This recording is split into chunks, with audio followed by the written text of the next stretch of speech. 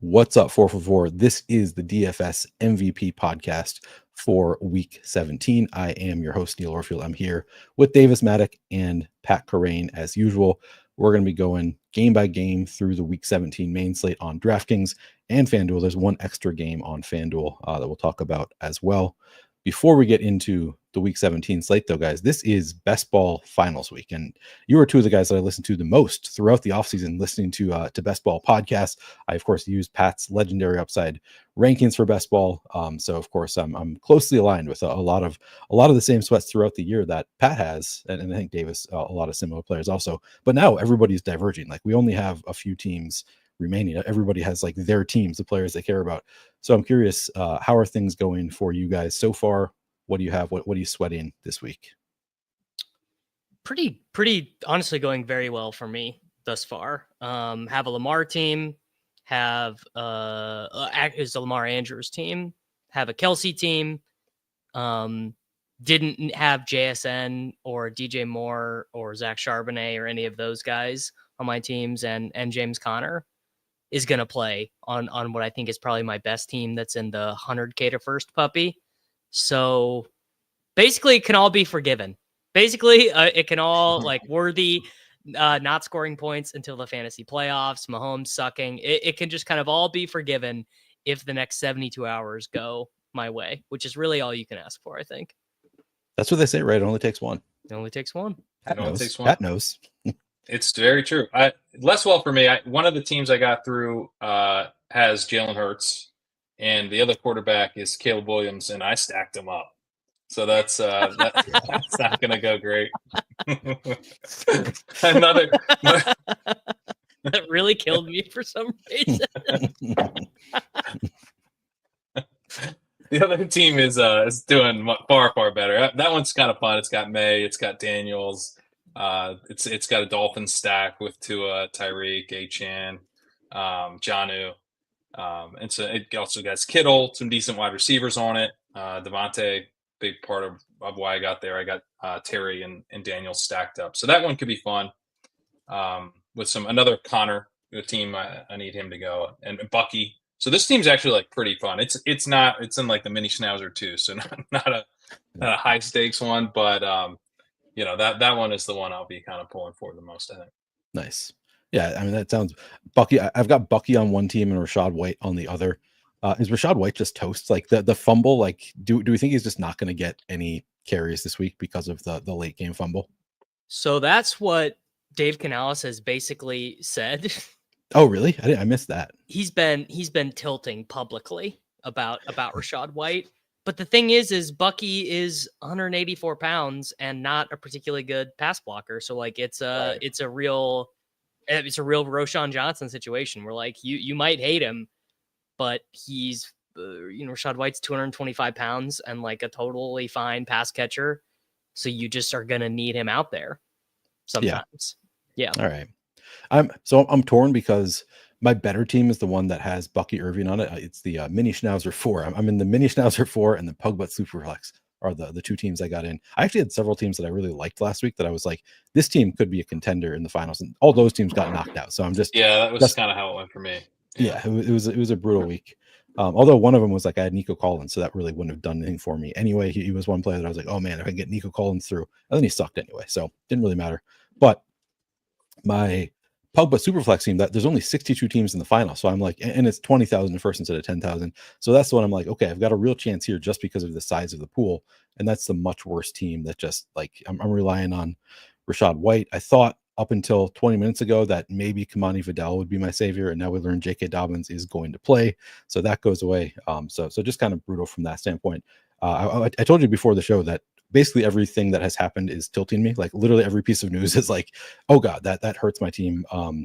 Anthony Richardson being out for like a moment, I thought, oh, this was probably good for my Superflex league. Like probably people have Anthony Richardson.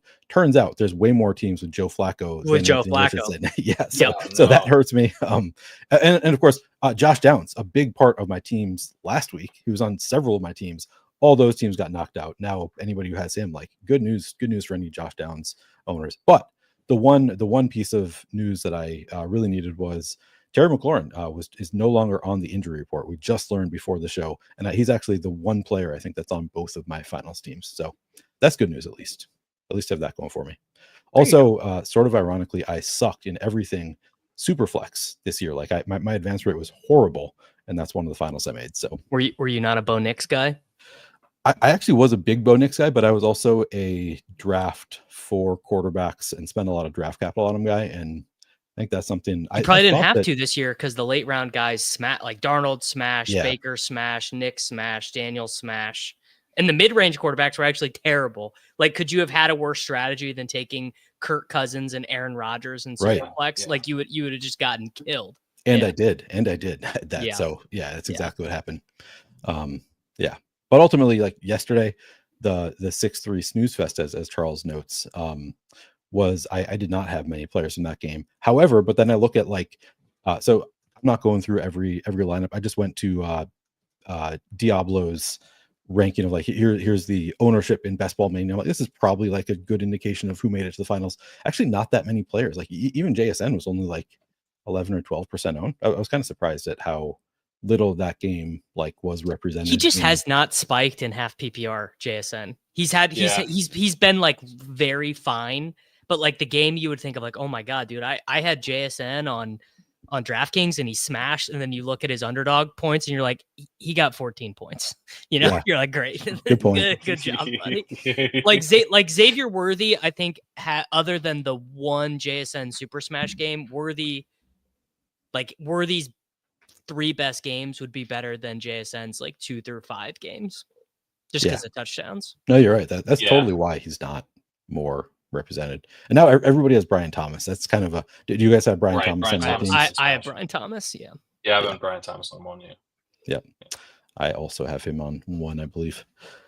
All right. Any other thoughts on the games that have happened so far? Any other notes, or should we move on? Talk about this 9-gamer. Chiefs are back, man. Hope you packed your bags in playoff best ball because they're winning the AFC, man. Oh no, do we get a Chiefs down again? Just in time for another best ball tournament. Davis is back on the Chiefs. This is how I get even. I was taking Worthy at wide receiver 28, man. If you can't, he's wide receiver 11 in playoff best ball now. Yeah. No, I mean, you're right. You're not wrong about it. I was really annoyed for a minute there when both the Chiefs and the Lions seemed like they were fumbling away the bye, because I built all of my teams early on the assumption that the Chiefs and the Lions would have the bye. Now I'm feeling better about it. I think it's probably going to be Chiefs. The Chiefs do have the bye. The Chiefs do have the Chiefs bye. Already do, but the Lions are like 75%. I don't know, man. The Vikings, dude. That's and Neil, you're a Vikings fan. I know. So the pessimism is built into you. You're like, they're gonna fumble it somehow. I just assume the Vikings. I mean, they're gonna lose. I think the Vikings are gonna lose to the Packers this week. And it's a home game. That is totally my Minnesota pessimism. Like literally every holiday event that I've done has been people talking about how the Vikings are gonna lose to the Packers. That's how it always goes. Yep. They should win. Yep. They're gonna lose at home to the Packers. So it is kind of built into us. It would be super fun. I hope your pessimism is correct, because the Vikings for like the last 3 weeks have been my backdoor team of like, okay, I have all these Chiefs, so I'm just going to do Darnold, Addison, Hawkinson. No, Me too. And so it's like, if they do get the bye, I'm looking at like up to probably 10% of my teams, like literally, like some of them not even being able to field a single player in the wild card round. Not good. It would be funny. The teams that you build with Detroit, though. Yes. Like Detroit Vikings stuff is actually pretty strong, because those are the teams now that are going to have it. So 100%. That's true. Yes. Yeah. But how many times have you taken Josh Allen with the first or second pick, and then you're using the sidekick? The sidekick tells you take Justin Jefferson, Josh Jacobs, then you have that team over and over. Yeah, I was going to say I probably have 50 iterations of those exact players. Yeah, same. Yeah. We all do. Yeah. We all do. And it's on DraftKings, really especially. You got to get through on DraftKings. So we actually changed things up a little bit on Sidekick to make it more advance rate focused for DraftKings. It's 1 out of 6 over there. Yeah, right. So, it's tougher. And people draft more to advance. So it's like you're dealing with like a more advanced thirsty ADP and in competition. So it's but I have a lot of Jefferson as an advance rate piece, so I'm with you guys. I'm rooting for the Lions. Yeah. Have you done any, before we move on, have you done any pods this week on Legendary Upside on the playoff best ball? I'm traveling. Okay. Yeah, I'm traveling this week, so I haven't done any. We're gonna hit next week really, really hard on playoff best ball stuff, especially later in the week once I'm back home. If you're curious about what the sidekick says, I did a video on Monday Nice. with the sidekick. I meant to do one yesterday and just ran out of time, but yeah, I'll probably have 4 or 5 videos up next week with sidekick stuff. Beautiful. Yeah, I have not done any playoff best ball stuff. I've thought about doing some, and I would of course use the sidekick if I do a video also, but haven't had time yet. We'll see. Hopefully, eventually. Anyway, all right, let's get to it. Let's talk about this 9-game slate. I don't believe my article is up on 4for4 yet, so you cannot follow along. I'm just refreshing to double check. Yeah, it's not up yet, so I'll go in the order that I wrote the article, and if it ever does come out, then we'll be ready to go. The first game of the slate that I have is the Tennessee Titans at the Jacksonville Jaguars. Titans have an implied team total of 19. That's tied for 26 out of 32 teams this week. Jaguars implied team total of 20.5. That's tied for 20th out of 32 teams this week. Davis, I'll send it to you first. Do you have any interest in Jaguars or Titans players this week? Yeah, I do, particularly Tajay Spears for the Tennessee Titans. If we finally get Tony Pollard not playing despite having not practiced. I mean, this Tony Pollard thing is so bizarre where he like literally never practices, is clearly banged up, like clearly comes into these games, gets like re-injured, and then you can see him on the sideline. He's kind of like wincing and like, testing his foot out. He's not healthy. So it's like and maybe he's got contract incentives. I don't know the specifics. And then Brian Thomas Jr. And I am not playing Brenton Strange this week. He's up to $4,000 on DraftKings and got benched last week for fumbling. No, I think he'll probably be the starting 10 in this week, and maybe he's a really good flop lag play. But I just think at 4,000, like I'd rather get the extra $500 like Hawkinson. And then I'm mostly selling Chig Okonkwo chalk. Like, I just fool me once, fool me twice, fool me 3 times. Like, we have seen the Chig explosion before, right? Like, we've seen like, oh, it's finally happening. And then that spells a Josh Wiley touchdown the next week, I think is kind of the Chig Okonkwo experience. Did you see the coach speak on that this week? It was like, why is Chig getting the ball so much? And the coach is kind of like, sounded to me like it was sort of happenstance. Like, it's just kind of the way the game flow is going. Like, they're just allowing like the tight end often gets lost. Like, it did not sound like we're targeting Chig Okonkwo. It was more like he hates Chig. In the preseason, he was like, I remember a Coach Pick Index thing of him being like, yeah, our tight end room really needs some work. We're kind of excited about Josh, but like no one can really block or get open or do anything. Like this coaching staff does not like Chig. Yeah, seems that way. All right, so BTJ not buying Bretton Strange, playing not buying Chig, so you're not really in on either of the tight ends. Pat, do you have any other players you want to throw in there? I like the Brian Thomas play. Also, not that into Chig. I like Ridley okay here, 5,500 kind of medium chalk piece. But it's the Jacksonville defense. They stink. And Rudolph, I noted that Rudolph had 3 interceptions last week. Obviously, a lot less efficient game than he had against the Bengals, but his EPA per play would have been last week with 3 interceptions. His EPA per play would have been Will Levis's second highest of the season. Buddy. So we are getting, the better quarterback here again. And I think that's good. Like potentially really good for Calvin Ridley. Not a guy I've really been excited to play at any point this whole year, but I do think definitely in strong consideration at 5,500 here. Okay. I think I maybe stopped listening or I got distracted a little bit, Davis. You were talking about the Tony Pollard stuff. Do you have any interest in Tajay Spears potentially? Not if Pollard is active, because it just it's just too easy, particularly because this is going to be a slop game. I would be surprised if this is like, they're really trading blows, Mac Jones and Mason. I mean, like there'll probably be one long touchdown in this game where defenders like Benny Hill style run into each other or whatever. But I don't see this game being like, 65 total points or whatever. And if Pollard even gets 8 rushes here, one of them coming inside the 8-yard line, then Spears like just projects like shit. And there actually are pretty good running back plays. I mean, it's just been this story all year. Like running back is just strong. So it's just thinner, you know. If Tajay Spears was eligible at wide receiver somehow, sure. Yeah. You're on the same page. I'm like a little bit torn about it. Pat, do you have thoughts? I think Pollard plays, and I think he gets 8 touches, 10 touches, and yeah, I think that's how they've been doing it. Yep. So I think that's probably the most likely outcome. Yeah, I mean, Spears has been good the past 2 weeks, but it has been kind of on low volume, so it does feel like it's not repeatable. I guess touchdowns and receiving, like randomly scored 2 touchdowns 2 weeks in a row. Yeah, but it doesn't feel very repeatable to me. But I mean, if Pollard was out, then I would change my tune.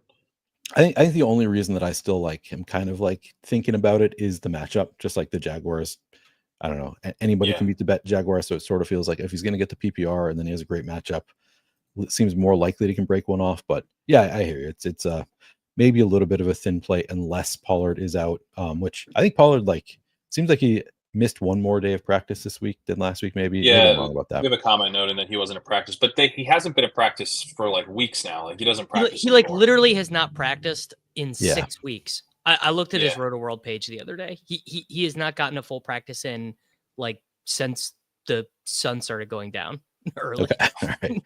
All right. Fair enough. So maybe we don't need to play him.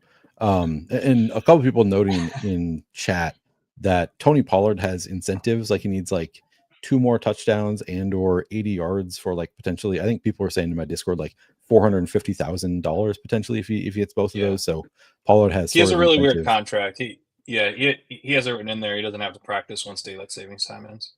Yeah. So that's great. But yeah, so Pollard incentivized to play. He eats into Spears just enough, I guess. Fair enough. All right. Carolina Panthers at Tampa Bay Buccaneers. Pat, you're going to get a fun one to talk about here. Yeah, this is the game of the week. Panthers have an implied team total of 20. That's tied for 23rd on the week. Buccaneers have an implied team total of 28.5. That is the top implied team total of the week. Pat, I assume you're going to like somebody from this game. Who do you like from the Panthers or the Bucs? I mean, there's lots of pieces to like here. The Bucs are, an interesting team where, like, if you put them in a situation where they need to pass, they'll pass. But especially since Bucky Irving has emerged, we've seen them go run heavy at times, kind of lean into, positive game script, lean on the run game in those types of environments. I compared them to the Chargers in the walkthrough. Is a team where, like, they're not run heavy, but especially with the Chargers, like since their week 5 bye, they're not run heavy, but they're also not like deeply committed to the pass. Like if you put them in a spot where they can win by running the ball, they're kind of happy to do so. This is one of those spots, I think, where, and kind of looking at the implied team totals in the line, we should have the Buccaneers in position to control the game, which makes Bucky Irving just a super strong play. He's been so good this year, so efficient as a runner. He obviously is not going to get like a ton of receiving stuff. I still think we'll see Rachaad White there, but that probably doesn't matter that much here. So even as a chalky play this week, and potentially very chalky play, I still think he's a good play. Then Mike Evans is one of the best plays of the week, I think, where you have him. I mean, I think he's got some incentives people were mentioning, but what is more of an incentive than this dude entered the league in 2014 and has had 1,000 yards every single season of his career. He needs 182, I believe, now to get there. Like that's going to be on their minds. Like they're not going to forget that this dude has 1,000-yard streak, that he doesn't need that many yards to keep. And he's going against Baker really has memorized how many yards per game he needs. Yeah. So, I mean, they're going to go to Evans here. He's in a great matchup. I think you could play Evans and Bucky together. So yeah, I think and honestly, like going through this slate, it's not a lot of fun stuff. This could be a pretty low scoring slate. 8 games. There's 3 games with a total over 40 on an 8-game slate. Yeah. So the Bucks feel like fantasy goodness on a bad slate to me. So yeah, Bucky and Evans are awesome plays. I think. Davis. So I think the key thing to note is basically you got to think about how you are going to play Baker, Evans, McMillan, Bucky, whoever. And one thing, I always run Sims before I start and do my stuff and everything. The single highest Sim ROI lineup I found anywhere, I've never seen a number this high, 521% Sim ROI. Whoa. And it's early and like guys are going to be out. Like that's just directionally accurate. It's not real, but Baker, Bucky, Evans, McMillan, all of them. Wow. Because if you think about, it's a gross slate, probably not going to be that many teams that score, especially the contests I play. Like I don't play the Millie Maker. I don't play the Mini Max, like these like true like lottery size fields. So it's like, I don't know, can I get 190 point lineup? If Baker gets the bonus and throws 2 touchdowns, 1 to Evans, 1 to McMillan, Bucky gets the rushing bonus and scores 1, so he gets like 27. You're kind of looking at like, that's like an 80th percentile outcome for the Buccaneers, not like a 99th percentile. They score 35 points as a team. It's like a good game, but not like a historic game. But just in the context of the slate, that might be really all that you need. And Cade Otton is probably not going to play. Sterling Shepard is he's already ruled out. I think they both are so ruled just out. like crazy. I mean, I think you could even include Payne Durham, honestly. I think you maybe should include Payne Durham. Yeah. He had a really good role last week. A really good role. I think he had 88% route participation. He actually got targeted. He was just Cade Otton. 7 targets last week. Payne Durham. You know who he kind of is? It's the Brenton Strange play, but back at the price we want. Yeah, exactly. And on the Carolina side, I mean, I think Thielen looks good. I think Hubbard looks good. Leggett, I like a little bit less because he's like going to be playing banged up. He has this groin injury that he's been listed with for like 6 weeks, and he couldn't play last week and is going to play this week. But like theoretically, if Thielen is going to be 25% owned, because you also have to think in an 8-game slate, ownership is going to get like condensed because there are just fewer options. So if Thielen is going to be like the most owned 5K-ish wide receiver, then Leggett is like way better. Yeah. If Leggett misses, I think Coker's pretty interesting. Yeah. I'm a little bit worried about the route participation for Leggett and Coker if Leggett plays because Moore's still there. And so I think you could see like them rotate all 3 guys a little bit. But if Leggett's out, and we get Coker. Coker's been good, and at 4,300, I think he's a pretty strong play too. We got a question that I think this is a good one. In your the top sim ROI, you didn't have anybody from Carolina? No, the reason why stuff is it's wonky right now and why the sim ROIs are so high is because the Dontavian Wicks projected ownership is not updated. So it thinks that Dontavian Wicks, who projects for like 12 or whatever, is like unowned, but when he's actually going to be chalk. So that sim ROI stuff looks weird right now, but still, it's still very high directionally with the Buccaneers. Just to clarify, does Dontavian Wicks like actually project for 12, or did you give him like an 8-point projection boost to get there? Dontavian Wicks right now in my sheet projects for 11.18. Are you assuming that Christian Watson is out? Yes. Yeah. Okay. He is not practiced all week, and it's Christian Watson. So I'm pretty sure he's not playing. Yeah. I'll have to update my Dontavian Wicks because as when I was writing my article, Christian Watson was still seeming to be still in the projections. Yeah, so LaFleur is like he obviously learned from Shanahan. He just like lies. He's like, it's not that bad. It's just a bruise. Right. Sure. Totally. All right, so we're playing all of the Buccaneers. I got to know, are either of you relying on Mike Evans in best ball this week? Because I was really hoping and praying that he would not play this week. Like that was my one out for Mike Evans not putting up 200 yards this week. No, I don't have him on. I don't have him on any of these teams, and it's feeling pretty thin. Here's a good question: would you play Chuba in these lineups? Like for Buccaneers, are you playing Chuba? I mean, I'd be happy to have him. Like I won't force it, but absolutely would love to have Chuba in those. Okay. I think I'm open to it. I mean, he's not my favorite play, given that he will be somewhat owned, and I think it's an okay setup, not an amazing setup for him. I think like you can have the game go the way you want in a couple different ways for the Bucs. Like you have all those Bucs pieces, like you're sort of you can kind of like flow with whatever the game script is and still get there pretty easily. You don't like need Chuba to get going, and one of those scripts could be like pretty pass heavy by the Panthers, which wouldn't be ideal for him. So at 7,000, I'm not opposed to it, but it's not something I'd be prioritizing at all. Classic Shady about to take down a best ball. He was mad that he only got third last year, so now Shady's going to take down a best ball tournament with Mike Evans. He's in the 555, man. Is he? Great. Yeah, he's live. Yeah. Who needs another Millie Maker? Clearly, Shady needs one more. It's been a couple weeks since the guys. Yeah, that's right. Any interest in Bryce Young this week? Yeah. I mean, well, theoretically, yes. I have a feeling Bryce could end up being the like fourth most owned quarterback of the slate. He's been running a little bit. Yeah. Everyone's touting him. Darnold Jefferson is like really expensive, so it's a little bit harder to get there.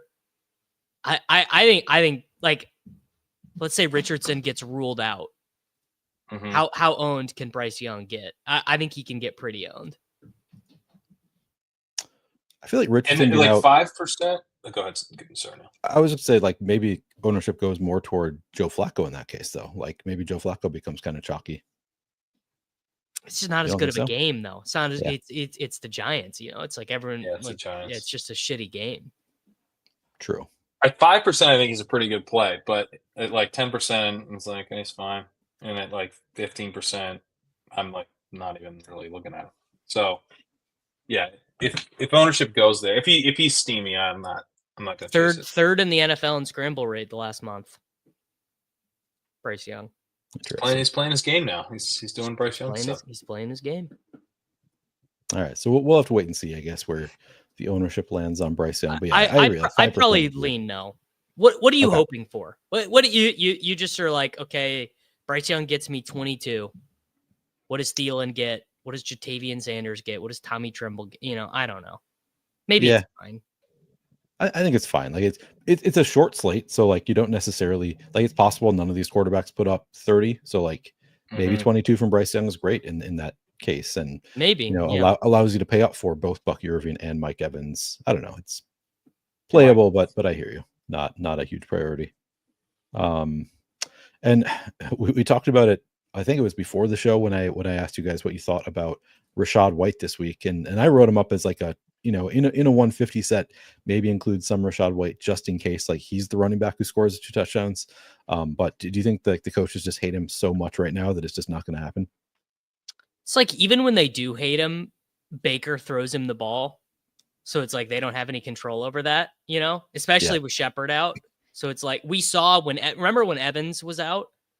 And it was just like half the throws went to the running backs. Right. Could totally happen again. Yeah. Ideal matchup. Everybody playing Bucky. So like some leverage there potentially. Right. Some leverage. I love Rachaad White in the draft games on Underdog. Like Bucky Irving is like a first round pick in the draft games. And Rachaad White gets drafted like less than 40% of the time. And it's like, you were just not surprised if Rachaad White scores twice and Bucky scores 0 times. Right. You know, that just happens. Yeah. So playable. I like that call. Yeah. I don't know that I'll play him in DFS, but I like the DraftKings call a lot. Yeah. Anything else from this game? It's an important game. So just want to, give you one more opportunity. Any other, I think we've talked about like every player in the game, but the overstacking thing is the big thing to take away though. Yeah. Good call.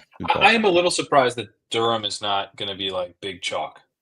I am kind of too. Looking at this, Bowers, I was like, man, but Bowers projects like 6 points better than every other tight end on the whole slate. It's crazy. True. I mean, you could 2 tight ends could be. I mean, Bowers is a wide receiver, so I put him in the flex and true. You know? Yeah. So. All right. Let's move on to Indianapolis Colts at New York Giants.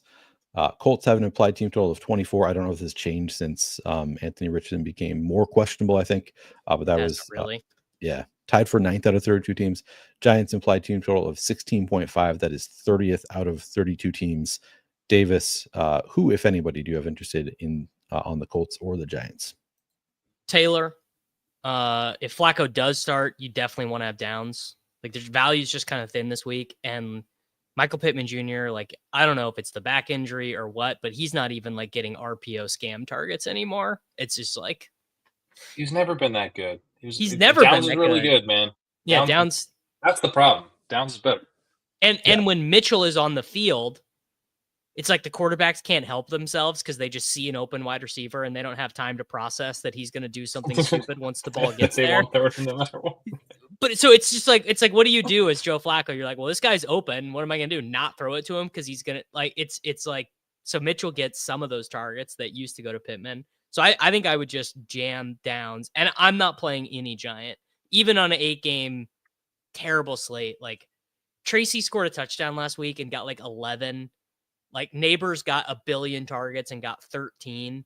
You know, it's just like, it is so dire for the Giants. Well, Neighbors and Tracy are banged up too. Yeah, they're both banged up. I think Tracy is off the injury report and Neighbors is still questionable, I believe, is the latest there. Yeah, he's just got this groin that has plagued him like all season. Neighbors. Pat, your take on the Colt situation? Do you agree? Just jam Downs if it is Flacco at quarterback. Would you play any Flacco? Sounds like Davis not that interested in Flacco. What is Flacco? 4,900. I still have Richardson in on my stuff. Yeah, 4,900. I think that's he's definitely in play. That cheap of a price. The problem is that Drew Lock has been the worst quarterback in the league this year. Yeah. If you look at like EPA, he's just been so bad. They don't have this running game they could lean on. And put up points that way. The people generally do run on the Colts, but the Giants have just been like really pass happy since they weren't worried about Daniel Jones getting hurt and them having to pay him next year. As soon as they went to the backups, they've been throwing the crap out of the ball, and it doesn't work. But they're pretty committed to it. It seems like so. I like the Colts defense isn't good, but they could be more than capable of shutting this down. We could be looking at turnover, sacks, a lot of dead drives. I did just stream the Seahawks and the Bears last night, so I am a little bit scarred by that game. Maybe I'm just envisioning that style of football again. But when you think about like the game environment here, I actually felt like this was a great game environment for Anthony Richardson to play because they had a 22% pass rate last week. Yep. 22%. That's the lowest we've seen by any team all season. And with Richardson, it is pretty clear they were just going to run the crap out of the ball, and Jonathan Taylor was going to have a huge workload and potentially be kind of the guy you needed in best ball stuff with the week 16 and 17 combo, which I think is in play with Flacco, but a little bit like less of the clear cut, most likely scenario. But yeah, I mean, Taylor does stand out here, especially if Richardson goes because of how bad the Giants' defense is. They're not good against the run or the pass, and how unlikely they are to really push the Colts off of a run-heavy script. And then even if they do push them off the run-heavy script, the Colts are probably still going to run anyway. That's how you get to a 22% pass rate. You just refuse to pass. There's no game script that calls for 22% pass rate. You're going super, super low PROE stuff. So Taylor definitely stands out as a very strong play. I wrote up all of Taylor, Flacco, Downs, and Pittman as targets under the assumption that Flacco is in.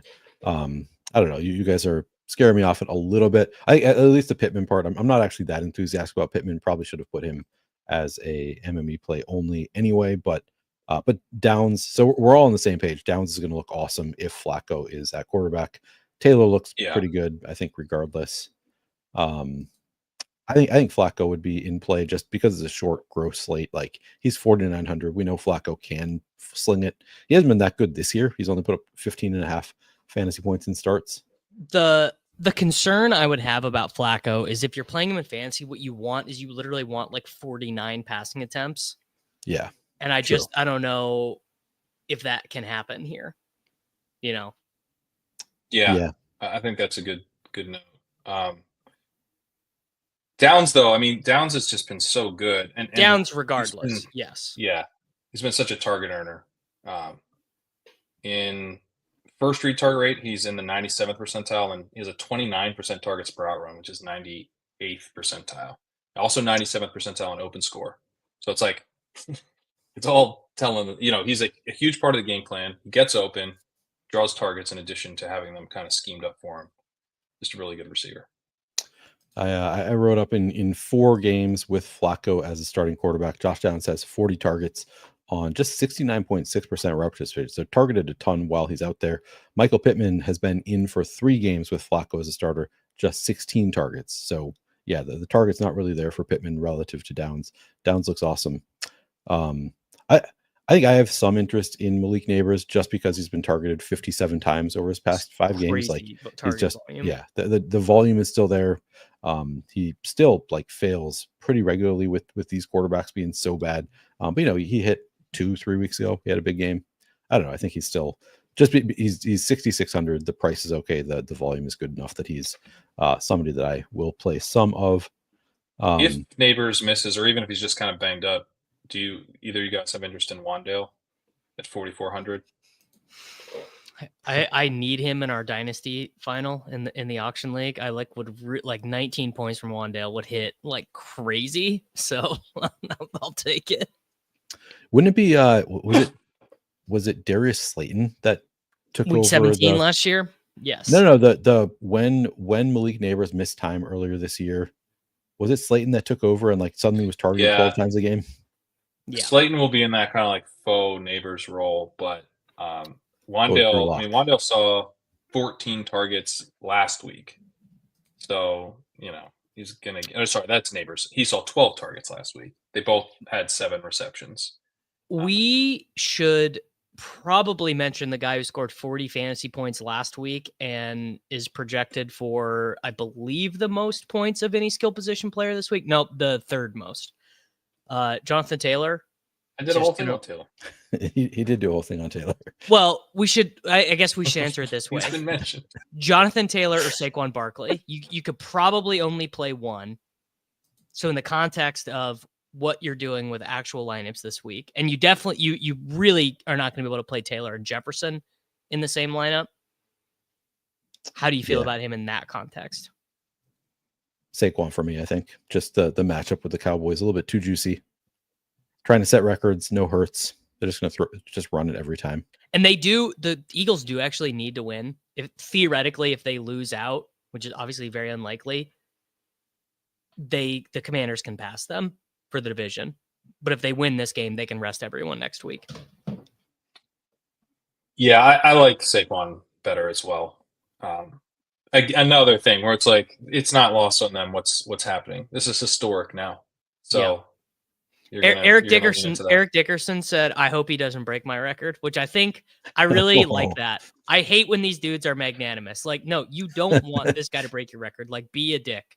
Thank you. Well, just be like, if he doesn't break it this week, it doesn't even count because he gets an extra game. Yes, right. That's how I would play it. That's how I would play it. It doesn't count. Extra games. If you do it this week, I'll respect it. Otherwise, it's bullshit. Like Barry Sanders. Your move, Saquon. Like Barry Sanders was like, "Oh, Ashton Jeanty, I respect you breaking my record in like 900 more games than Barry Sanders played." So like, don't do that. How did you pull that off? Yeah, with 900 more games. Jeez. Impressive. Crazy good. Davis, do you want to confirm or deny that you missed Pat talking about Jonathan Taylor because you were drafting at the time? I did, because I enter these contests on Underdog that take forever to fill. Like the smaller ones, and like I forget that I'm in them, and then I get the notification that it started. But yes, I was been playing a draft game. 100% been there. All right. Anything else on Colts or Giants? Nope. All right. So we'll go back to Pat. Las Vegas Raiders. I did just want to cover. Do we mention that Flacco might play in this game and not Richardson? That's funny. Good call out. Yeah. So do we want to play Flacco then if he does play? Okay, we should talk about it. All right, we're gonna move on to Las Vegas Raiders at New Orleans Saints. Raiders implied team total 19.5. That's 24th out of 32 teams. Saints implied team total 18. That is 29th out of 32 teams. Pat, who do we like on either of these teams, if anybody? Bowers. I mean, he's the dude. The Saints are not good against the pass. They have a really bad pass rush. They're worse against the run. And so you could see a team coming in here and just like trying to establish it. But given like kind of how bad the Raiders backfield has gotten, and I think they're well aware that Bowers is their best weapon. And like O'Connell's kind of a statue, but he can get the ball out. So I think Bowers is a pretty strong play here. Kendry Miller, I have like a little bit of interest in at 5,500, but yeah, I mean, no one else really jumps out to me other than Bowers is like a very strong play. Davis. I'm a little bit more enthusiastic. I think this could like be the slop game this week, where in Aiden O'Connell's 3 starts where he started and finished, he's had either 300 yards or 2 touchdowns in all of them. Bowers is averaging like 11 and a half targets a game when AOC starts. It's like ridiculous. And actually, Kendry Miller, man, he had no shot last week. They were just total like in Lambeau. It's like 20 degrees. Your team sucks. Like everyone's out. But like, what does that matter against the Raiders? This is basically an intramural scrimmage, you know. But like, the stakes in this game literally could not be lower. There are. Aiden O'Connell's going to show up with a bag of footballs. He's going to make sure he brought the balls. They're wearing the mesh jerseys. Like one team has the red mesh jerseys, one team has the blue mesh jerseys. You know, like it's like, oh, we got to air the ball up before we start. Does anyone have water? I forgot my water bottle. Yeah, I got you, man. Yeah. So I think Kendry Miller, there's just like no reason he can't get like 17 rushes and 4 targets in this game. Like this game could easily end 6-3 or like 35-28. Like you could tell me either thing and I'm believing it exactly. Like it's just so hard to tell with these games when nothing matters. Like crazy stuff happens, and I mean it's all bad players, but like that also means the players on defense are bad too. Like these are just decimated teams. Like I think Max Crosby's not playing for the Raiders. Like, you know, it's just like backups of backups. So and Kendry's cheap.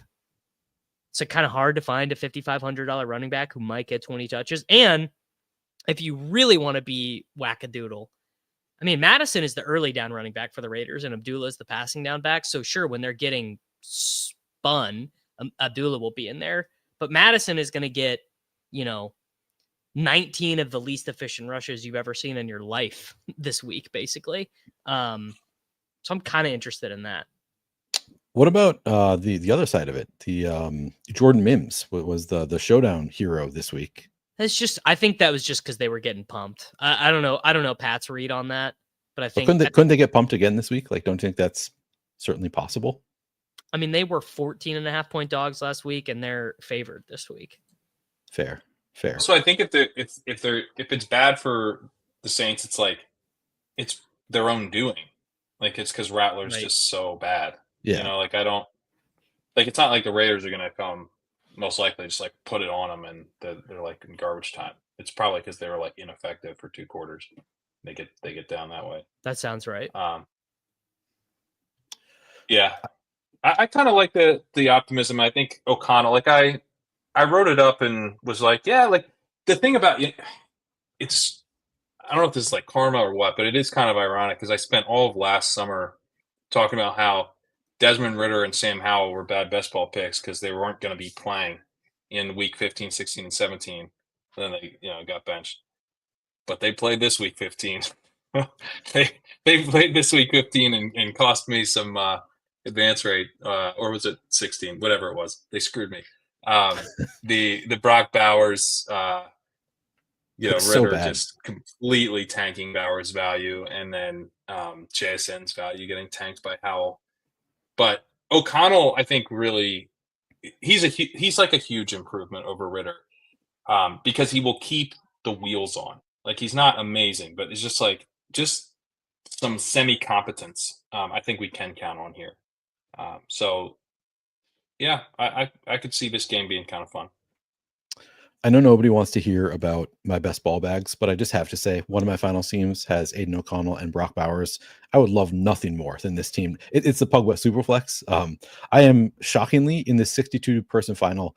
I am not the only person with an Aiden O'Connell, Brock Bowers stack. I was like, holy shit, how am I not the only one? Anything can happen in Superflex. Yeah. So I'm begging for a Aiden O'Connell to Brock Bowers 200-yard, 2-touchdown explosion. Jacoby Myers, any 48 targets over the past 5 games for Jacoby Myers. No interest there. I just absolutely refuse to do the fucking Jacoby Myers industrial complex. It's so annoying because you're like, oh, dude, I like he projects so good, and then you watch the game and every play goes to Bowers. It's just like, and you're not even mad at. Well, Ritter's in, it's all Myers. But then you're not even mad about it. Only in the fourth. It was like the final drive. Like he had 0 points. There were 0 wide receiver receptions in the first half of that game. Remember that? Yeah, dude. I just wanted to vent about Ritter some more. That's fair. Really we can all vent about Ritter for a while. Juwan Johnson, the only other player that I wrote up is like, he looks plausible, like sort of playable. I don't know. It's gross. Yeah, he's so theoretical, man. Like, yeah. Shouldn't have already happened. Like they've already lost their receivers over and over and over again. I mean, it's they had what? Cedric Wilson, Dante Pettis, and who was the other dude that ran a ton of rounds last week? Mason Tipton, Bub Means. Yeah, I think it was someone else. But like with this wide receiver room, I mean, and then Taysom's out. Kamara's out. Like, everybody's gone. Like, shouldn't you have stepped up? Kevin Austin Jr. is who I was thinking. He had 92% route participation last week. Like, Olave might play this week. Are either of you guys interested in that? I am not. I hadn't given any thought to it. Do you know what the price tag is? I'm pulling it up right now because he's not in my projection sheet, so I don't have him. Let's guess. I'm gonna guess that Chris Olave is $5,700 DraftKings dollars. He's $5,200. I think he'd be in play at that price. Yeah, he's in play. Yeah, he is. Could just get 12 targets or something. Yeah. We'll have to wait and see. I guess. I hope he's out because I don't even want to think about it. But yeah, in play. Anything else from Raiders Saints? Okay. Davis, New York Jets at Buffalo Bills. Jets have an implied team total of 19. That's tied for 26 out of 32 teams. Bills implied team total 27.5. That is second out of 32 teams. Do you like anybody from either the Jets or the Bills? Again, like, it's all very theoretical with the Jets. It's like, oh, can the Jets score some points? The Bills defense has not been that good. You can run on the Bills. Breece Hall's given up about 25 to 30% of the snaps to Isaiah Davis and Braylon Allen. Braylon Allen's another week healthier. Maybe he takes some of the short yardage stuff. And then it's like, with the Bills, it's like, I don't know. I guess it's just James Cook for me. Like, how could you play Khalil Shakir or Dalton Kincaid or any of these guys when you're like, dude, this is the perfect Khalil Shakir spot. And then you look up and Reggie Gilliam has just scored. Quentin Morris. Reggie Gilliam is a different fullback. Quentin Morris is the Bills guy. It's just they're like the most annoying. And it's like, do I want to play $8,700 Josh Allen on a slate without any like real clear value when it's unlikely they're pushed? Garrett Wilson is $6,100 DraftKings dollars. I get that, and he complained last week. So squeaky wheel for G. The thing about Garrett Wilson complaining is Aaron Rodgers doesn't care, man. What does Aaron Rodgers care about Garrett Wilson complaining? He's never. He got 2 more games off with Garrett Wilson for the rest of his life. He does not care. He just wants to. I'm not sure the squeaky wheel applies with Rodgers. You just might get shipped out of town. What if Devontae misses? Devontae seems like he's like legit questionable. At that point, 6,100. I mean, I think I like him theoretically, but like, do I like him enough to click him over Jordan Addison? I don't know, really. I'm just picturing Rodgers. Rodgers is staring angrily. He's like pointing at where Wilson should have turned instead of the way he did turn. There's like 4 of those. He's got like 5 receptions for 45 yards. It's I don't know. With Adams in, I think it's more interesting for sure because the what I'd say about the Jets is that they have been willing to pass when pushed. And then Rodgers, he looked like it was just kind of over, and he's been much better since at his very lowest this year. Some of that's matchup related, but this is not a difficult matchup. So Adams, if healthy, would be my favorite play here. And then obviously if Adams was out, that does help Wilson quite a bit. So yeah, it's like a little bit. I'm kind of betting on the mind meld, I think, when I take Adams. But if you're betting on targets consolidating plus passing volume because the Bills pushed them, then Wilson would be a pretty strong play with Adams out. I'm not really that interested in Allen because, like Davis said, it's hard to see them getting pushed. And this isn't the Bills of old where they're going to kind of create their own passing volume. They're still dictating the run generally when playing from ahead. I think, those games where we saw Allen go nuclear were when they were like way behind, and then against the Lions when they were proactive against a really, really strong opponent and putting up points. I do got one thing on that though. Josh Allen's MVP odds went from minus 1,000 to minus 150, minus 190-ish after Lamar smoked it on Christmas. That is interesting. Dude, the Buffalo Bills, they are the NFL's little brother. They can say they're not all they want. They are. Josh doesn't get to win the MVPs. Lamar gets to win the MVPs. They don't get to win the Super Bowl. Pat gets to win the Super Bowls. Like, they hate it. They every time something slightly goes bad for the Bills, you get a report. Oh, Josh Allen's been playing with a broken left hand, man. Yeah, broken. It's been really tough for him.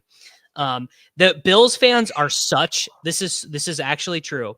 Bills fans are in such a bad spot mentally that they are mad that Travis Kelce's relationship with Taylor Swift gets more attention than Josh Allen's relationship with oh my God, what is her name? Haley Steinfeld. Yeah. Yes, who is also a musician or actress or something. She's famous. I think she's both also. Yes, Bills fans legitimately. It doesn't matter. She's no Taylor Swift. She's no Taylor Swift. Yes, like this is a real thing that really impacts them on it. I'm not even kidding. I think there's they would love for him to get 5 touchdowns this week. Is this just from doing pods with Jess Liam, or this is not? I saw you did a pod with Leone this week. This is not just Liam. This is not just Leone. This is like a real thing. It just is, and it just is what it is. They you the broken hand thing. Lamar beats the Steelers finally. Then the report comes out that night. Oh, Josh been playing with a broken hand, man. I think there's no way this stuff is coincidental. It's just my opinion. All right, so over under 4.5 touchdowns for Josh Allen this week then. I think you take the over minus 110. I mean, you just gotta shovel it in. I'm really you don't play him in DFS. I'm really not being facetious. I think that basically it's halftime. They're up 21-3. And they come out and they're like, all right, Josh, you get the full quarter no matter what happens. You scored twice, you get to keep playing. I really think so. Then Davis, how do you not like him in DFS? If all of this, that sounds like you just described the smash. Yeah. He's just so expensive. Really, it's really that simple. He just is insane. That's such an $8,700 for a quarterback. He could get 30 and still not be optimal. True. I think he's 8,500. Let's see. It's still really expensive. 85, yeah. He is $1,600 more expensive than every other quarterback on the slate. Wow. Yeah, he's expensive. Still, if he puts up 5 touchdowns, tough to overcome that. I hear you though. Yeah. I wanted to pull up the coach speak on Garrett Wilson. Not even says, didn't Coach Speak say they got to feed Garrett this week? They kind of did. So on the 23rd, interim head coach Jeff Ulbrich said, at the end of the day, we've got to find ways to get Garrett the ball more often. He's one of the best players on our team, if not one of the best players in this league, especially at his position. We've got to find ways to get him the ball for sure. We've got to keep manufacturing looks and touches and targets for him. You have to put him first in the progression as often as we can, and ultimately try and find ways to get him open to get the ball. If he weren't frustrated, I think that would bother me to an extent. I think he's just one of those ultimate competitors that wants the ball, not for selfish reasons, just from the standpoint that he knows he can help our team win if he does have the ball in his hands. Now, to the point that that both of you have made, with Aaron Rodgers, the quarterback, none of that might matter. That this could be a negative ultimately that he's a squeaky wheel. But I think it's like worth noting, like the range of outcomes pretty wide. Before 2 weeks ago, him and Adams were dead even in targets since Adams got there. And then it was the last 2 weeks where Adams just kind of ran away with it. But it shouldn't be surprising if, he's the squeaky wheel after an Adams explosion and then they work to get him involved. And it's actually him this week. So, and the price down to 6,100. 6,100. Yeah. It's a good play. Yeah. Especially if Adams is out. Like, I think he's in play regardless, but if Adams is out, I kind of think he'd be a smash at that point. I agree. All right. Anything else from the Jets and or the Bills? All right. Dallas Cowboys at Philadelphia Eagles. Cowboys have an implied team total of 16. That is the worst of the week. Eagles implied team total 23.5. That is tied for the 12th best of the week.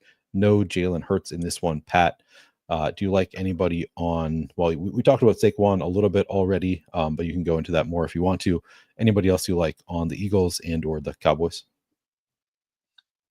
Yeah, I mean, Barkley is kind of the really, really strong play. I noted in the walkthrough that, we had the choice in summer drafts between Devon Achane and Saquon Barkley. Achane's running back 7 in PPR. He's been good. Achane's averaging 51 rush yards per game. Barkley's averaging 52 rush yards per game on 15-plus yard runs alone. Gosh. It's pretty good. Yeah, that's pretty good. Legendary upside. People are saying he might possess. Yeah, he might have legendary upside after all. Is he averaging 24 points per game?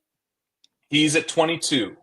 Isn't that crazy? Isn't that freaking insane how much pass catching matters? Yeah, that he's it not really even. Is. He's not even beating Dalvin Cook's best season in a year where he is going to break the all-time rushing record. I mean, that is just unreal.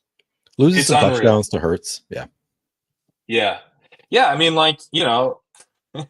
ultimately, I think I was right. He didn't catch passes. Should we do a victory lap of our Saquon Barkley fade? Should we victory lap the fade? And he's only going to score 22 points. He's the smash here. AJ Brown also, I think, the projection and everything and really low owned,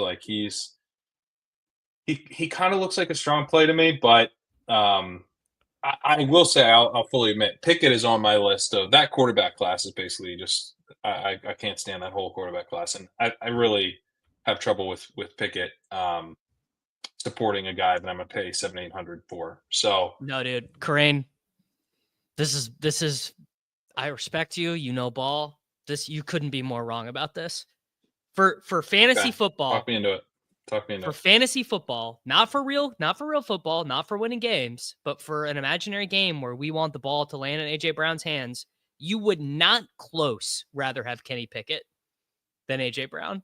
AJ Brown saw Kenny Pickett warming up on the sidelines yesterday, and his eyes got big like saucers. He was like, I'm about to get the ball so many fucking times. He got, if you include DPIs, he got 18 targets last week.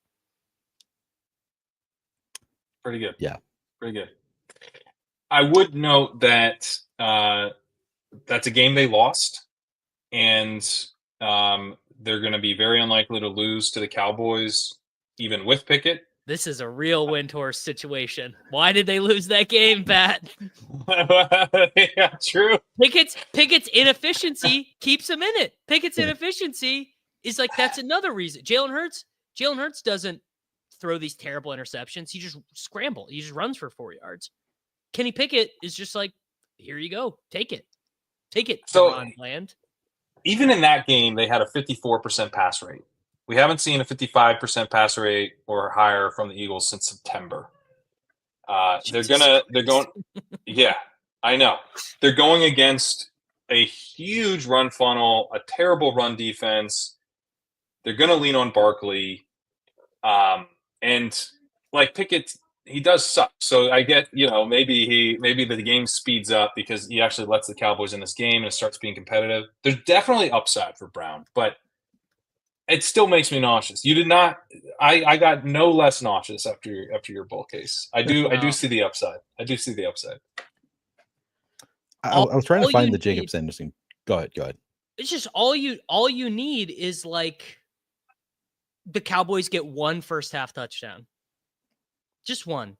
Not they're trailing, but just like one. Rico Dowdle, 16-yard scamper, And I like obviously probably Saquon just gets 28 rushes here and wraps up the rushing title or whatever. But like, man, $7,800 AJ Brown when I can expect his targets to be like 8 instead of like 6 with like ceiling for way more.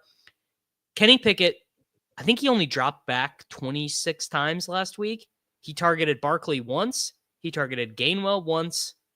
Then every other target was to AJ Brown or Devonta Smith. Every other one.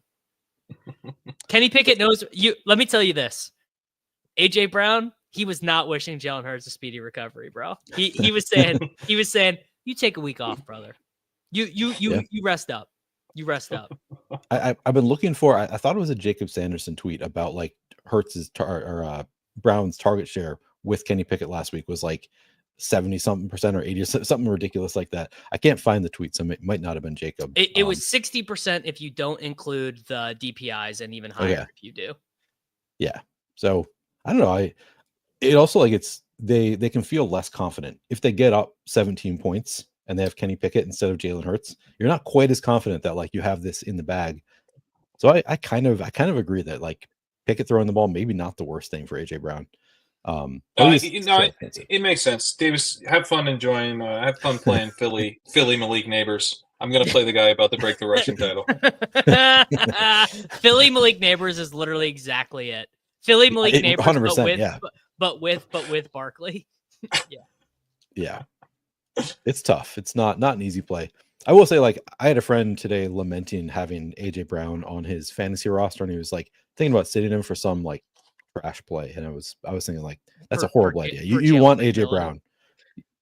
Worse. Yeah, no, he's like a wide receiver 1 in fantasy. Like it's not. I'm not like a clear wide receiver 1, but yeah. It just makes it's 7,800 on like a week where, like Dave was saying, not a ton of value. I kind of want to correlate stuff. I don't know. It's just like a little bit. But maybe I'm just not seeing the 80% target share clearly enough. Open your third eye, Pat. See that 80% target share. It really could be an open your third eye situation. If Pickett just feeds them again. How about the Cowboys? Any Rico Dowdle love? Jake Ferguson. Somebody's got to catch the ball, right, with CeeDee Lamb out, or at least get targeted with the ball. I think you can get away with Rico. That's really about it. Like Jake Ferguson, all that stuff. I'm probably out. I kind of like Jake Ferguson's route participation was not high last week. It was like in the 50s. Oh, was it? Yeah, it was weird. I didn't look at last week specifically. Okay. 18 targets. I think Rico's fine. Okay. But no, you're not excited about Fergie. Fair enough. Not really. Rush was really bad against the Eagles the first time. So Devonta Smith getting the other targets. Any interest in Devonta Smith for either of you? Not really. He's cheaper at least. No. Yeah. I think I'm gonna pass on Philly Wan'Dale Robinson. Fair enough. All right. We've reached the point where I'm forgetting who goes next. I think it's Davis. Davis up first. Dolphins at Browns. Dolphins have an implied team total of 23. That is 16th out of 32 teams. Browns implied team total 16.5. That is 30th out of 32 teams. Davis, any interest in Dolphins or Browns players? Yeah, Achane looks very good. We can do this 15th week in a row. Martingale with Tyreek Hill, lowest his price has ever been. It only takes one. He's not getting the deep shots anymore. But the safety misses, takes the wrong angle, boom, 80-yard touchdown. We are still, since week 1, no receptions over 30 yards for Mr. Hill. The whole offense is boring, timing, worst offensive line in the NFL. Achane kind of bailed you out, honestly, with the 50-yard touchdown when the game was wrapped up last week. Their opponent is even more pathetic. Dorian Thompson-Robinson now has gotten over 100 pass attempts, worst NFL quarterback in recorded history in terms of yards per attempt, minimum 100 attempts. Dorian Thompson-Robinson, absolute miracle that they were able to do anything really last week against the Bengals to even be in the position to have a touchdown, because he was terrible. So no Brown for me. David Njoku ruled out. It's really probably just Achane for me. I like Tyreek all right in the draft games, but $6,900 on DraftKings, I don't know. No Jonnu love? I'd just rather play Bowers. He's getting expensive now. He is. Pat, how about you? Yeah, I think the setup for this game is just like what we expect from the Dolphins, but like even more. You know, like they're going against a Browns pass rush that's very good. They're not good in coverage. So some notes in the chat about they give up big plays, play a lot of man. But the thing with the Dolphins is like they are so clearly trying to get the ball out quickly and keep Tua healthy. Like that is the goal. Their offensive line absolutely stinks, as Davis said. And they just got to get the ball out quick. And that's why you've seen Jonnu have such a big explosion. The first time that Jonnu like really popped off was week 11. That began a streak of 4 games where Tua had a time to throw of 2.4 seconds or faster. And that is like ridiculously fast. 2.5 seconds is like a quick throw. And so his average throw is like easily a quick throw. He's just like, it's extension of the run game stuff. It's shallow. It's yards after catch. It's Achane. It's Jonnu. It makes it harder for Tyreek to be involved in a way that's going to pay off an expensive wide receiver salary. It's not that he can't produce, but it's like it's going to be less downfield stuff, less kind of over the middle of the field, less deep targets. I think it just reinforces Jonnu's role. Although I do tend to agree that I would just rather go play Bowers. He is, he's not a bad play, but bad weather too. Classic. Yeah. 17 shitty Browns weather. Yeah. Which I think we all kind of predicted this offseason, right? We all knew this was coming. Right. Well, people are saying, famously it was supposed to be an El Nino year last year. People are saying.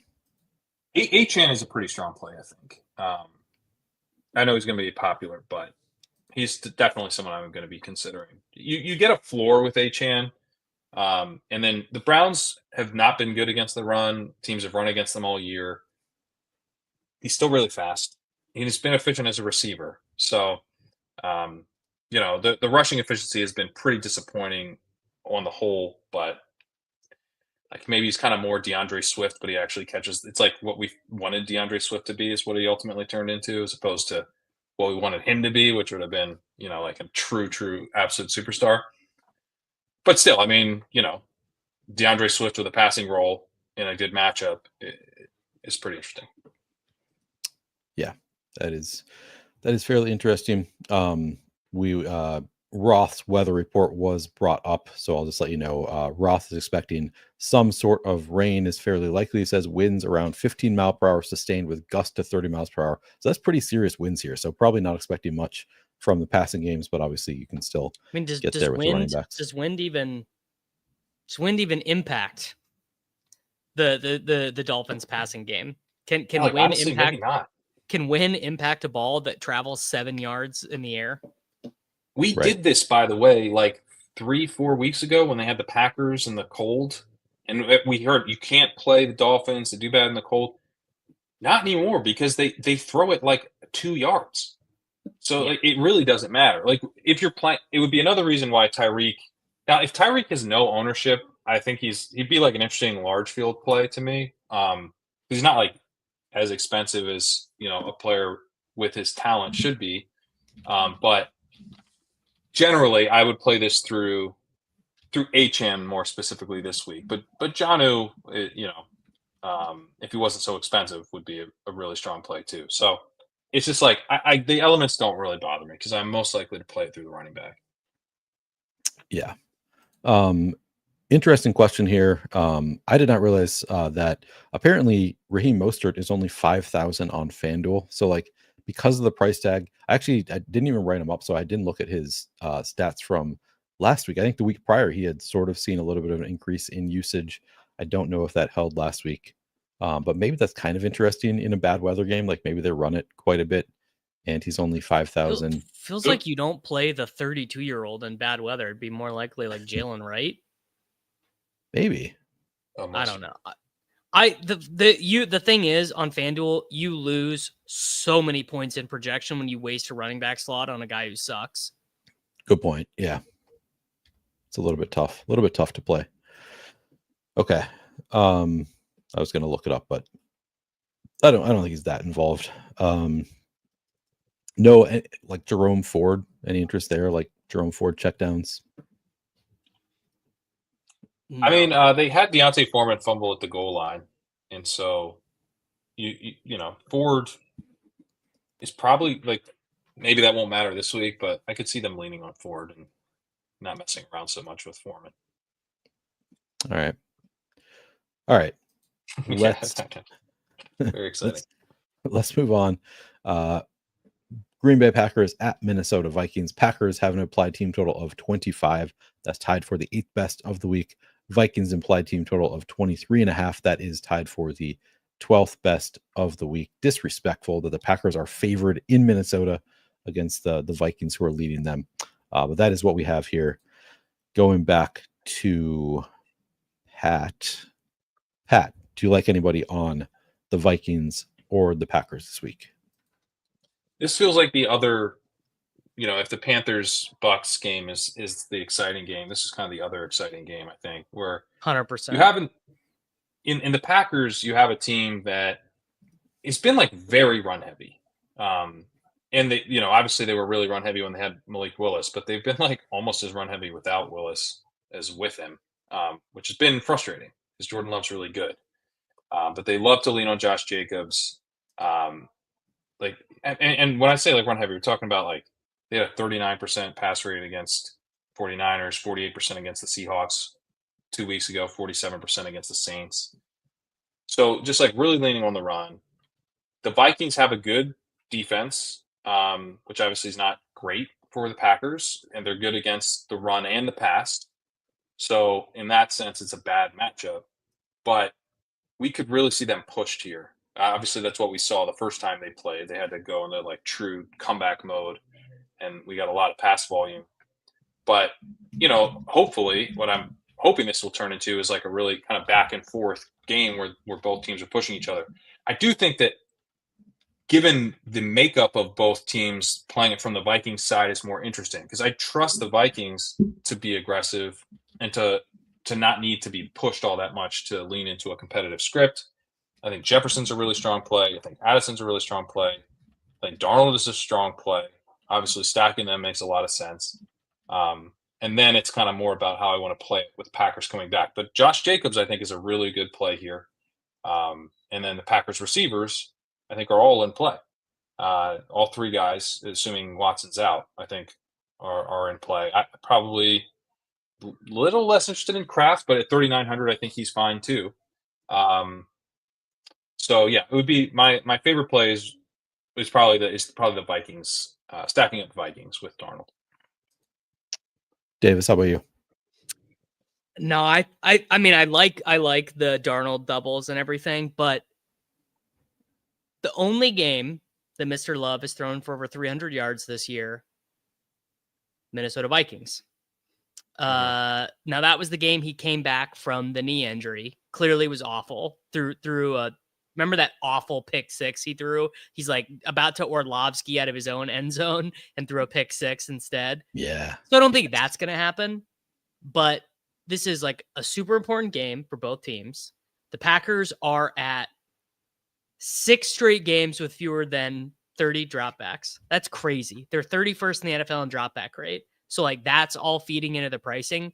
But if I told you in the dome, condensed target tree because Watson is out, everyone's very inexpensive, that they get, if I told you Jordan Love gets 38 dropbacks here, like basically every Packers guy becomes as good as, remember the Bears guys last week, Caleb and all those guys, you know, I think we could be in a very similar situation this week. I mean, look, it's totally possible that it's not that you don't want to do that, but that's kind of what I'm leaning. Like, I think that Dubs, Watson, or Dubs, Wicks, Reed, Kraft, like Jordan Love doubles, I think are super strong this week. I wasn't very interested when I did my write-up, but I think Watson being out just like makes it easier, just because like none of them project that well, like tough to predict, but like just removing one of the rotation pieces from that wide receiver rotation does get a lot more interesting, because like Love on his own is good, and you throw in easier to stack. So I think I'm with you that it's, you know, I think I prefer Darnold overall probably, but I'm with you that Love is pretty interesting now. Pat, do you see the vision? I do. What I would say is we don't talk a ton about bringbacks, and the Sims, you know, are generally not super bringback heavy. No, you want bringbacks, and specifically with the Love stuff. Yeah, specifically with the Love stuff, I think you want bringbacks because the Vikings are scoring. For the Love stuff to really pay off, the Vikings are scoring. The Packers have just time and time again shown us that they are not really going to create their own passing volume. They're going to need to be pushed. They can score, and part of it is that Josh Jacobs can score. Like, if you don't want to do bringbacks, just play Josh Jacobs, you know, and don't stack the Love stuff. But I think with Love stacks, Vikings are scoring, and maybe it's Aaron Jones. You know, it doesn't have to be the passing game on the Vikings side, but I think it would be a spot for bringback. We got asked who said he's out. No, he's not officially out. He is questionable. I think he's less than 50% likely to play this game. Maybe that's wrong, because it is a game that both teams really need. So if he can play, it seems like he probably will. But I think I'm leaning more towards Watson's going to be out. You guys, sounds like we're all on the same page there. Yeah, I mean, I'd be. Jordan Love is like kind of famously gone the other way when he's questionable. You know, like you're sort of surprised when he, especially lower body stuff. Like, I don't know, maybe if it was a wrist injury or something, but this guy's hamstrings are 20% different sized per his own reporting. But he fixed that this offseason. This offseason, he fixed it, I thought, and he was going to be healthy all year. I think, like, I just want to really hammer this home. Like, I think my spy team is probably going to be Love, Reed, Wicks, Jefferson. Like, I feel pretty strongly about it. That's fun, as long as Justin Jefferson scores more than the rest. Well, Kerrane, you and I talk about this too, where it's like Jordan Love wants to go out there and like wing it. Like he does. He does. He wants to do, like, you could just tell he kind of has like the restraining bolt on him, where it's like, God, okay, fine, whatever. I'll hand it off to Josh Jacobs again. The second we see Jordan Love audibling, his ADP needs to go up like 3 rounds. Like, oh man, 100%, yes. Yeah, I think look, the Minnesota Green Bay has been the shipper 2 years in a row in Best Ball Mania. Jaron Hall, you remember Jaron Hall started this game for the Vikings last year? Got benched at halftime. Nick Mullins came in. That's right. It was all the Packers pieces that you needed. But yeah, I just, dude, Jordan Love in the dome. Man. It's I think it's gonna happen. I do see what's happening is that because my spy team is probably going to be Tampa Bay quarterback stacked up with maybe a bringback coming back. So we're both just trying to relive Best Ball Mania glory days. Yeah. Yeah. But also they're good matchups, so like kind of makes sense. Yeah, they are. Yeah. Yeah, copy paste states. I don't know. the quotes from Alfor, the door is open for him to play. So it's kind of like, to me, it's like, we come from the assumption that he's not playing, but like the door is open. He could. He's been super important. Yeah. Like they've restructured their passing game to have the play action, like deep shot to him be kind of so they want him to play. This is not like, there was maybe this thought this offseason, like, Christian Watson, we can't rely on him. Like we'll move on from him. That has not been the way they played the last month. No. Yeah. He's been a priority. So yeah, it is pretty impactful. Yeah, I guess do you have a favorite of the receivers? Are you gravitating towards any of the three, assuming Watson's out? Reed, because I still think Reed's very good. The reason why he's had this terrible fantasy season is they just, 31st in dropback rate, bro. Like they're worse than the Eagles, Yeah. Like Jordan Love is closer to Anthony Richardson in dropbacks than he is to Jalen Hurts. I think I would go because I know ball. I think I would go Dontavian Wicks would be my wide receiver of choice on the Packers. Okay. I didn't realize that Davis doesn't know ball. Neil doesn't know go ball. And read Yeah. over Dontavian. Yeah. It's just I think we probably are doing both, but that is true.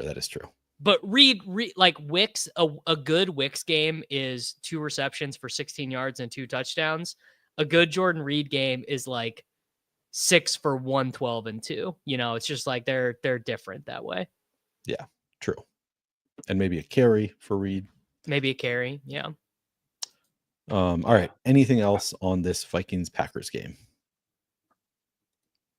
TJ Hawkinson. Aaron Jones is going to be Aaron Jones. Yeah. Yeah. He's going to be really chalky, but still a strong play. Yep. I have interest in TJ Hawkinson. Davis, you alluded to it earlier. Jordan Addison also being very much in play. He probably is the falls between the cracks play here, where could be, yeah. You do Darnold with Jefferson and Hawkinson. You slip your Dontavian Wicks in there as your bring back, and then you're tilting that every play action pass Jordan Addison is the first read, not Justin Jefferson for some reason. Still don't have that one worked out, but KOC is doing a great job, so I don't want to criticize him too much, but yeah. Yep. And then the only other game on this slate is the FanDuel only game, Atlanta Falcons at Washington Commanders. Bijan looks pretty interesting on the Falcon side. Michael Penix does not project well at all. I wanted to write up Michael Penix. It's also like this has not been the great matchup that it was early in the year against this Commanders defense. So Bijan, the only player that I noted on the Falcons being playable. The Commanders look awesome. Jaden Reed, 8,500 on FanDuel, averaging 30.3 fantasy points over the past 5 weeks. He's just great. Brian Robinson, 6,900 on FanDuel is not a bad play. Zach Ertz, only 5,000 on FanDuel. And then Terry McLaurin up at 7,900 would be kind of a pay up to be contrarian option. Do you guys have any other notes on the Commanders or the Falcons? I kind of like Penix more than I just peeked at the projections real quick. I like him a little bit more than that because they were already doing more stuff with him against the Giants than they were with Kirk. But then, Kyle Pitts. Yeah, come on. And then the two pick sixes. The Kyle Pitts play. I mean, do you just if you're the Falcons, do you just cut him just to like get the juju out of the building? It's like probably it's like at some point ancient burial ground thing where it's like were you taking a shot at Juju Smith-Schuster there, or you just might as well? Man, Kyle Pitts, dude, how the mighty! Yeah. I'm gonna have so much Kyle Pitts in best ball next year. He's gonna be like a 15th round pick. Yeah, dude, he will, and I'll definitely draft him. I will definitely draft Kyle Pitts next year. Yeah, then Charlie Warner is gonna outsnap him. What if the Falcons take Tyler Warren? That would be a great troll. That would be I don't know who that is. Is that a tight end? He's like the new George Kittle. Okay. Oh, that's fun. Maybe the new Hawkinson actually is better comp. Yeah, I like Penix London. I was looking at FanDuel. I like that a little bit more than the field. Okay. Yeah, Penix was pretty good last week. One game, but off to a good start. And if we can have like quarterback play that's kind of keeping things on the rails again, that's really, really good for Bijan. So against the Commanders defense, that's a big time run funnel. And probably, we were robbed a little bit of seeing, how much they could have been run on last week with, the Eagles losing Hurts, right? So I think Bijan could smash here. He would be like the addition of him to the slate, I think changes things a little bit. How expensive is he on FanDuel? Pretty expensive. I want to say like 89. Okay. Yeah, he's 8,900, which for comparison, Brian Robinson is 6,900. So like there's pretty big, as there should be, difference in price. Right. All right. I think that does it for the games. So let's talk about some of our favorite stacks, favorite plays under like 5-ish% ownership. So starting with favorite stacks, Baker Mayfield. Sounds like everybody's pretty into. Yeah, Baker doubles. I like the Payne Durham call.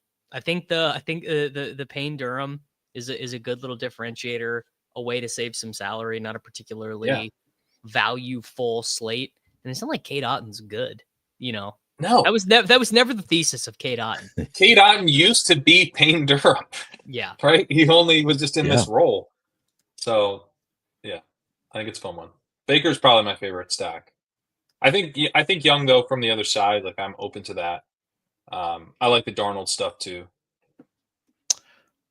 I think Flacco is the one that I am the most interested relative to you two. It's like he's just because of the price tag and like just stack him up with Josh Downs. I don't know, doesn't need to do all that much. So I think that's the one that stands out that I particularly like.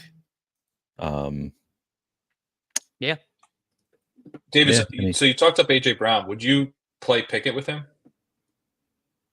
Is he 4K? He's definitely not. He's 5,500. Oh no chance. No, I'd rather I would rather do Aiden O'Connell naked and hope Aiden O'Connell throws one to DJ Turner, one to Michael Mayer, and gets a 1-yard QB sneak. You wouldn't just playing with Bowers, or Bowers. Well, I mean, you start getting into if you're playing AJ Brown, like you're already. Sure. Okay, I gotcha. He's expensive. It's hard to do a $6,500 tight end with AJ Brown and still play good running backs. Yeah, I mean that goes to your Flacco point, Neil. Yeah, you do Flacco downs like that unlocks some stuff. It's cheap. Yeah. I still had Richardson in my stuff, so I think part of my Flacco lack of enthusiasm is just not having thought about it a lot. But it is. Yeah, I mean the salary relief is really nice. We sounds like we all like the Vikings Packers stuff to some extent. And you can kind of play both sides of it, I think. You definitely can, yeah. I think you definitely can, yeah.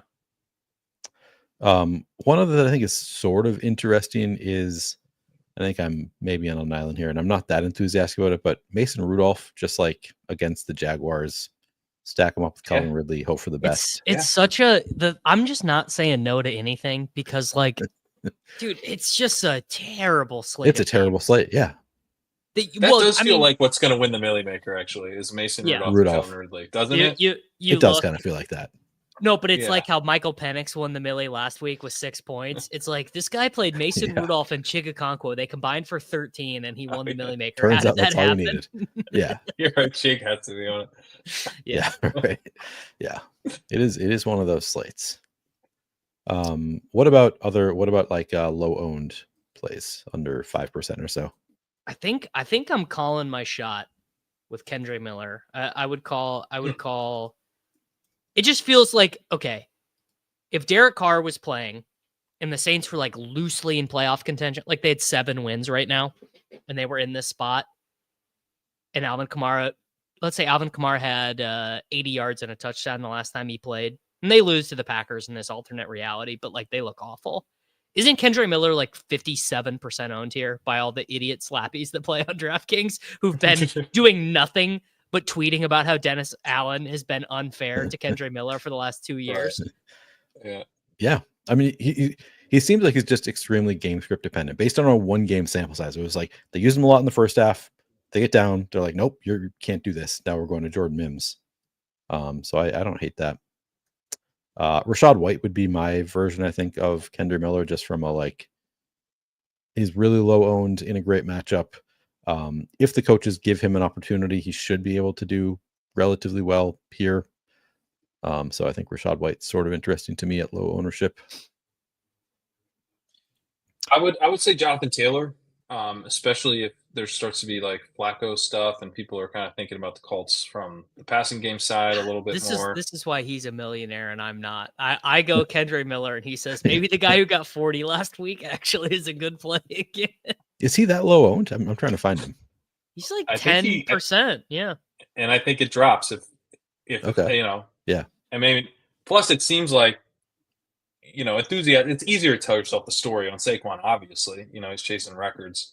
I think Jacobs is also, he's in that game environment people are going to want to be a part of. So I could see Taylor just like not being a priority for people. And he falls to like 5% pretty easily. So, yeah. I mean, this dude, even with Flacco, like they're going to be leaning on the run. Like when was Flacco's last game? Flacco coincided with Taylor's ankle injury. It was like okay. Trey Sermon and Tyler Goodson. That's right. Okay. Well, regardless, I mean they've been very run heavy the last 4 weeks. 47% pass rate, 47, 61, 22. As I mentioned, that's the lowest of the year, but they really fought game script to get there in all 4 of the games. -17, -18, -9, -26 in pass rate over expected the last 4 weeks. I think even with Flacco, we're going to see this team lean on the run. And so, yeah, I think, it's a great running back and a good matchup with the team built around him. Yeah, I like that. Anything else? Any other players we want to shout out? I mean, just to reiterate that I don't think that AJ Brown is going to get that owned. That's true. I really don't. I agree. I think he'll be right around that 5% probably. This might be I don't know. I'm just not going to be that surprised if we get a Gucci headband game. Like, takes 2 crossers, 70 yards to the house. Like Cowboys stink. Is this in the dome? I can't remember. No, it's not. This is at Lincoln Financial. So whatever. Point is, Gucci headband. He wants to play with Pickett. Another one of your guys, Jaden Reed, looks like he could be in the 5% range too. That just feels fake. Neil and I, we do the expert survey stuff over at RG, and it's like, oh, your favorite plays under 10%. And like, I felt like I was cheating putting Jaden Reed under there because Jaden Reed was like the first guy I thought of this week when I started clicking around. So, and maybe I'm just an irrevocable slappy, but it just feels so set up for Jaden Reed this week. Yeah, I think I'm with you. Like that. That's going to come up. I think as other places adjust to Christian Watson being out, I think Reed's ownership comes up. But yeah, if he does stay anywhere close to 5%, that seems like a really strong play. Yeah, I like that call out. All right, I just realized. So my article is up at 4 for 4. So if you wanted to go look at the game by game that I wrote up, you can find that on the 4 for 4 homepage now. And I just posted it into YouTube chat also. How about you two? What else do you guys have going on the rest of the weekend? Where can people find you? What work can they find of yours? You can check out all of my stuff over at youtube.com/@Davis_Mattek, and all my links and all my stuff. You can click around from there. Yep, I'm over at legendaryupside.com. I've got the walkthrough coming out. It'll be out tomorrow morning. Day late with all the Christmas festivities and traveling that I'm doing. So, but yeah, check that out there. If you're doing playoff best ball stuff, as I mentioned at the top, I'll be doing a bunch of YouTube content mid to late week next week on that. Check out Davis's stuff on that too. Highly recommend checking out the DraftKings and Underdog Sidekick that we have for playoff best ball.